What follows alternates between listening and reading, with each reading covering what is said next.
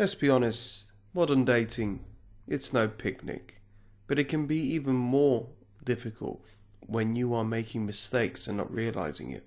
And on top of that, listening to detrimental, awful advice. At the end of the day, if you're watching this video, there's a chance that you're actually looking for something serious. So if that's the case, stick with me and I'll be pointing out several mistakes that you are making that is damaging your dating life.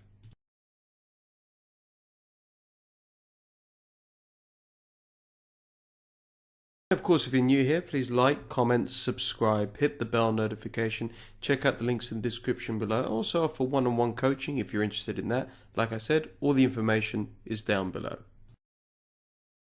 Let's be honest, we're all humans. We all make mistakes. It's perfectly understandable and normal.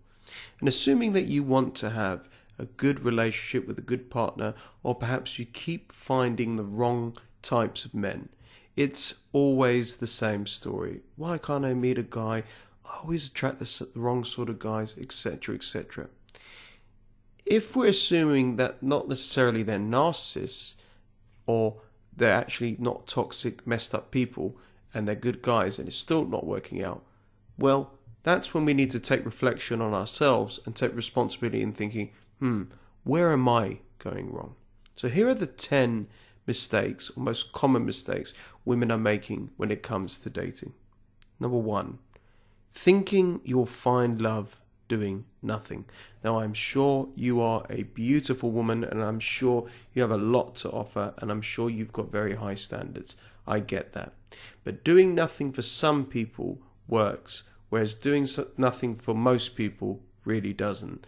I'm a hard-working guy, and the only reason I managed to buy a sports car, which was my dream car, was not by sitting on my backside doing nothing. No, I had to get out there, I had to work, I had to invest, I had to save, and obviously I hit my goal. The same sort of thing can apply to dating. Dating is not going to just fall on your lap and, it's going to come this way. Yes, of course, an abundance mentality and a belief mentality definitely works, but at the same time, you've got to do something about it. And when I say do something about it, I mean you've got to put yourself out there. Now, I'm not saying to go on to every single dating app and tell the world, hey, listen, I'm single, this is me, this is me.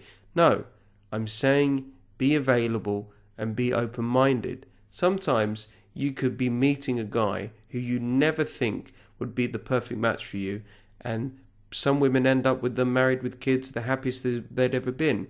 In fact, a friend of mine was sitting there and she looked over at a guy and said, he's not my type. I would never date him. They've been married for 10 years and they have a beautiful baby girl. That's just the way the world works. So thinking doing nothing is the answer to finding love and dating, you're wrong. You've got to go out, you've got to be more sociable, you've got to be more approachable, and you've got to be less arrogant, because there's nothing that puts off a good man, not a nice guy, a good man off more than a woman that thinks that he is not good enough for her when actually it's just the opposite. Number 2, perhaps in a relationship or when you're dating, you're too possessive. There is nothing more of a turn off for guys than a woman who just constantly wants to know where her guy is. So in my case, when I was dating many girls who were possessive, I had the same old thing. I get all of those texts coming in. Where are you? Where are you? Where are you? Where are you going? What are you doing? What are you doing? It's a massive turn off. I get it. Sometimes showing compassion and caring is a good thing, but being too possessive is another thing. We are not a toy. We are not an item. We are human beings. Sometimes we just want to play video games. Sometimes we just want to watch the football. Sometimes we just want to grab a beer and talk crap. That's what guys do. I'm literally telling you that's how we think.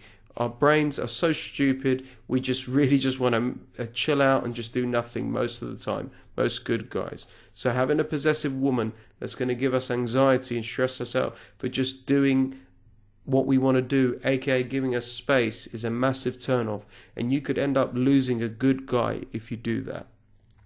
Number 3, being impatient. Now, there's a difference between being impatient over the course of 5 years and the relationship not going anywhere, you're not engaged, there's nothing, there's no progression, and 5 months or 5 weeks.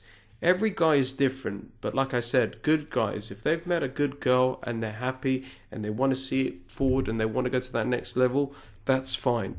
But if you're too impatient too quickly, you're going to push them away.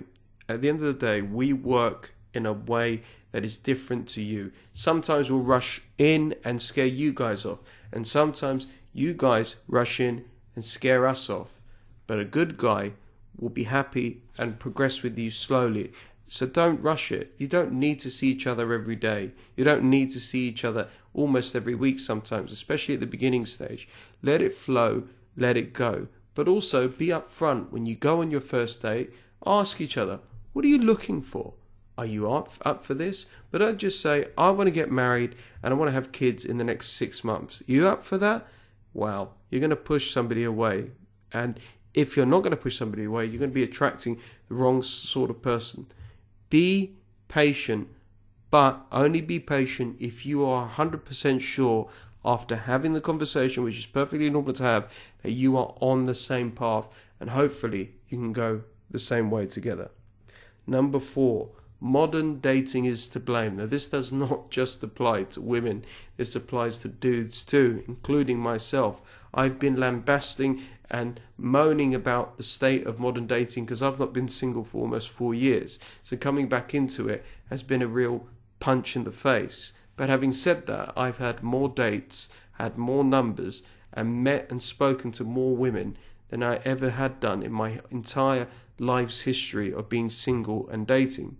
And that is because social media, dating apps, the internet in general, allows us to spearhead each other right to the front of the queue, and we can actually meet somebody and actually filter out who's good for us and who's bad. For me, I like a woman who actually accepts the fact that, hey, it's 2020, times have changed. Yes, some people might go to clubs and hook up and might go to bars and hook up, and some people might go out shopping and hook up. It happens, but it's not as regular as you think. And also, most women these days, if you ask them, due to their work commitments, due to their life commitments, when they're out with their girls, they just want to be with their girls. If they meet a guy, yeah, okay, great, but that was never really the intention. The intention was to actually have fun and take their minds off their stresses in their lives and just enjoy themselves. So modern dating is actually really good because there are so many different types of people on these apps and online. And again, if you like each other, match, have a conversation, filter out the bad eggs. And once you get really good at dating and have a bit more experience at dating, especially if you're new to it, you will become an expert and a ninja at this stuff, like I am, and I can just filter out who is not worth my time and focus on the right sort of people. And you can too. Number 5, you've been loving an ideal over a person. I've had this problem before with an ex-partner, and I've seen it before as well.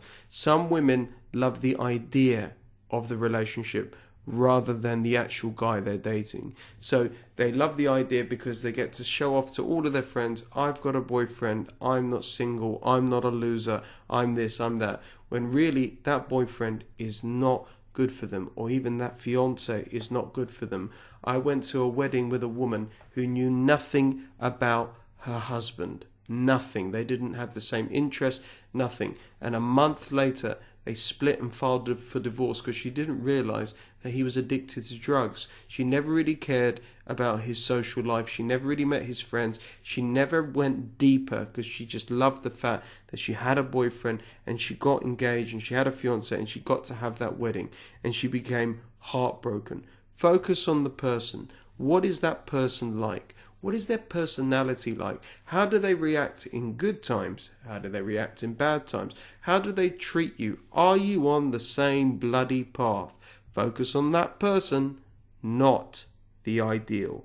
Number 6, similarly to what I just said, you're not on the same page. Now, I did a video, watch this before you get married, because I've seen so many friends and family get married over the last couple of years, and unfortunately a quite high number of them ending up getting divorced. Now, why is that?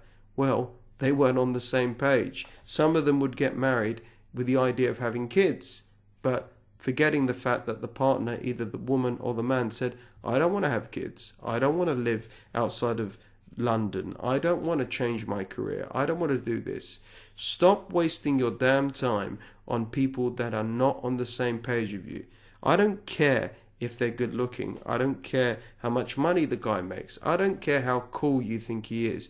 If he ain't interested in committing to you, or he's not on that same page, what is the point? What normally happens is you force yourself into a relationship that just doesn't work, and it's lying, and it's manipulative, and it's narcissistic, and then a couple of years down the line you rue the fact that you wasted all of that time with somebody who was never truly right for you in the first place, and told you in the beginning, hey, I'm not really up for kids, I'm not really up for moving in together, I'm not really up for a serious relationship, and you push and you push, and your insecurities encourage it more, please, please, please, and you think you're turning a corner, then all of a sudden you're back to where you started, and then you realize, my God, I wasted so much bloody time. Number 7, you think playing games is the way to keep and attract a guy. Okay, here's the story. If you are playing games, if you are playing hard to get, if you are trying to be manipulative, if you're trying to encourage jealousy, here's what you're going to get. You're going to get a toxic, narcissistic arsehole who's going to play worse games with you, or worse, you're going to get and attract the wrong type of people into your lives. Here's the story, ladies. There are a lot of not nice guys, good guys. The difference between a nice guy is the nice guy is the type of guy you don't want. It's the guy that's going to pedestal you. It's the guy that's going to praise you. The guy that's never going to stand up to you. The guy who's just going to be like a lapdog. You do not want that for a good, long, successful, happy relationship. You want a good guy, the guy that's got morals, the guy that looks after himself, the guy that's not afraid to walk away if things don't work out, because he's got the best interest for himself and for you.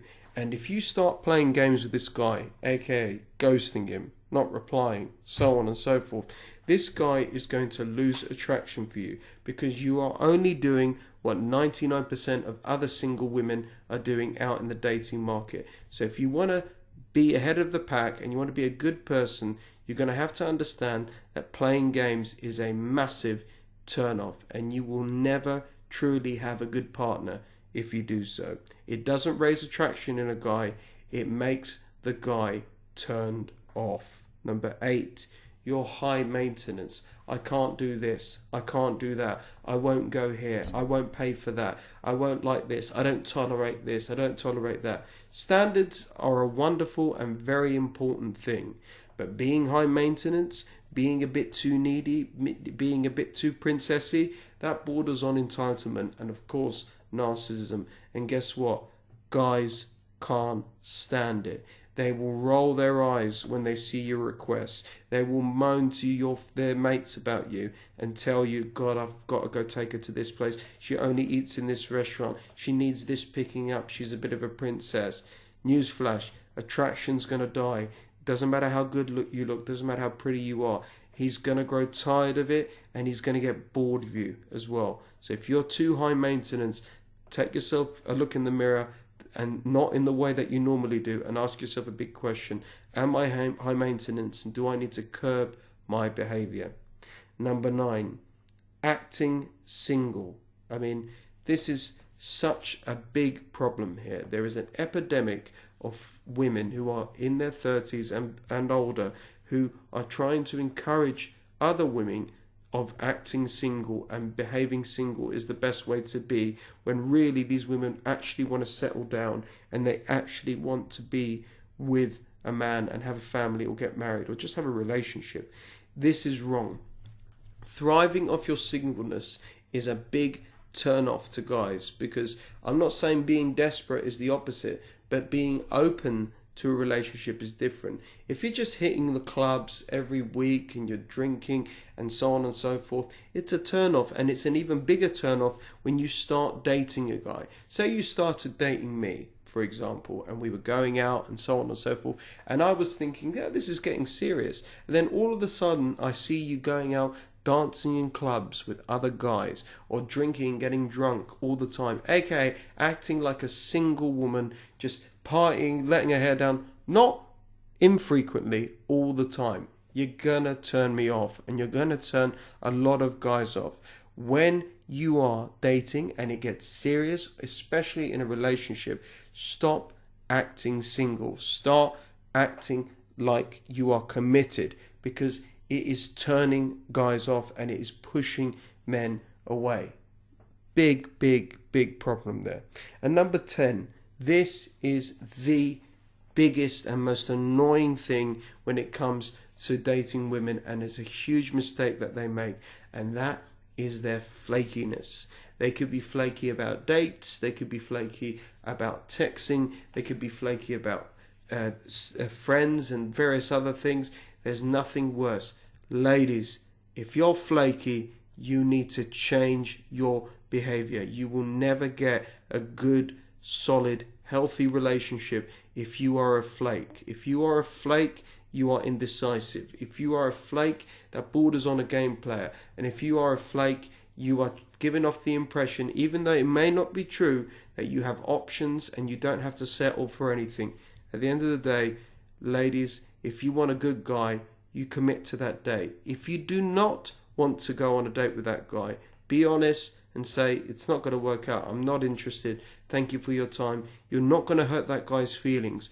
A good man would rather appreciate the honesty and be more respected and respect you more if you just laid it out and say, listen, I'm not going to commit to that meal because I just don't think it's going to work out between us. But anyway, that's my 10 dating mistakes women make.